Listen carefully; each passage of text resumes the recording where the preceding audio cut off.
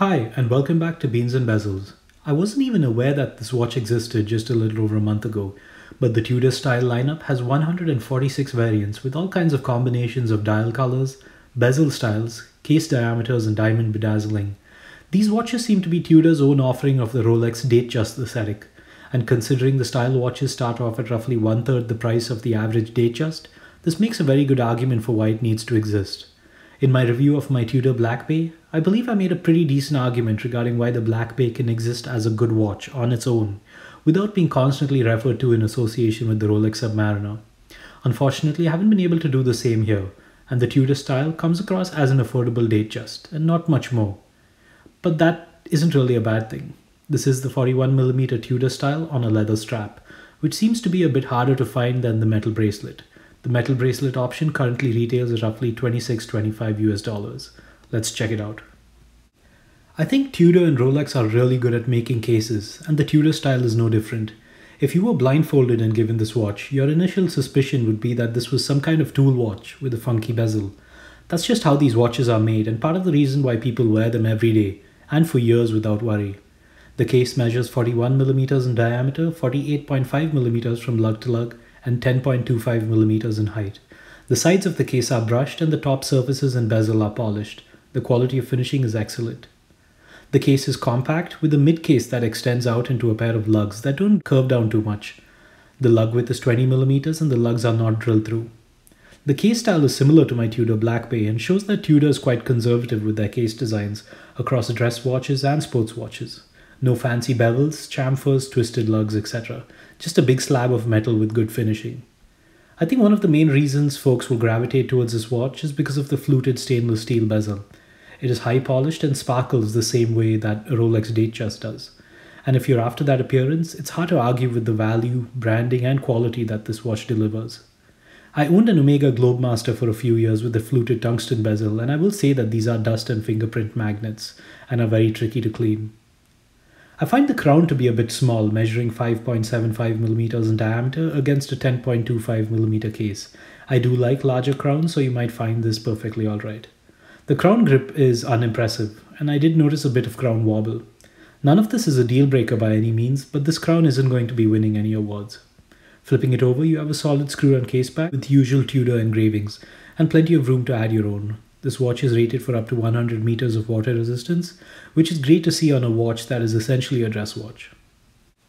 The attention-grabbing case is cleverly balanced by a relatively subtle design. The dial has a beautiful sunburst finish, and the silver color takes on an almost off-white appearance under most lighting. The finishing here is excellent. There is an outer minute track that is printed onto the dial in black, and perfectly proportioned for a dress watch with good legibility. Great printing quality as expected. You then have high polished and multifaceted indices for the hour markers. I couldn't find much information regarding these, but they could very well be rhodium plated. The finishing is excellent with very good quality control. There is a date window at the 3 o'clock position that does not eat into the hour markers and is cut into the dial. There is a white date wheel with black font. I'm not a fan of this date window design, but it's a Tudor, so who really cares what I think. The quality of finishing here is incredible though, and the clean cutting of the dial window is some of the neatest I've seen in a while. The brand's name and logo is printed under the 12 o'clock double index and some text above the 6 o'clock index. As before, the quality of printing is excellent. The hands are dual faceted and well proportioned for easy legibility. The finishing on the hands is very good, and I only noticed 1 or 2 microparticles and scratches close to the center stack, which I think is fair. The minute hand reaches over to the minute track, and so does the seconds hand, so this may be a dress watch, but it is extremely functional in terms of case build and dial legibility. This watch uses a caliber T601, which I believe is Tudor speak for a Sellita SW200-1. I'm not surprised to see this here, and we're all familiar with this movement by now, so I won't go into the details.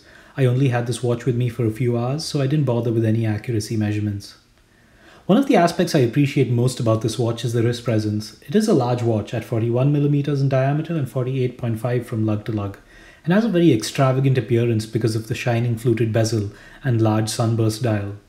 The flat case back and impressive 10.25mm height make for a very comfortable and well-balanced wrist experience though, and the tool watch case build makes it feel like a watch you can wear every day without hesitation. Overall, if they intended to build a more affordable mini-me for the 41mm silver Datejust, they were definitely successful here. On the leather strap, this watch weighed roughly 85 grams. The quality of the strap is excellent with the standard Tudor clasp. If you've been considering purchasing this watch, you're looking for a very specific aesthetic. You're most likely looking for a stylish everyday watch with a fluted bezel and one that won't destroy your wallet in the same way a Datejust would. And if that's what you're looking for, you can't really go wrong with this watch at $2,625 on the metal bracelet and a bit cheaper on the leather strap. You're getting excellent finishing and fantastic build quality for your money. To me, the design comes across as a bit dull and lacking exciting personality, but that might be exactly what you're looking for in an everyday watch that you can wear to a formal workplace. Once again, thanks for watching and don't forget to read the full review in the link below.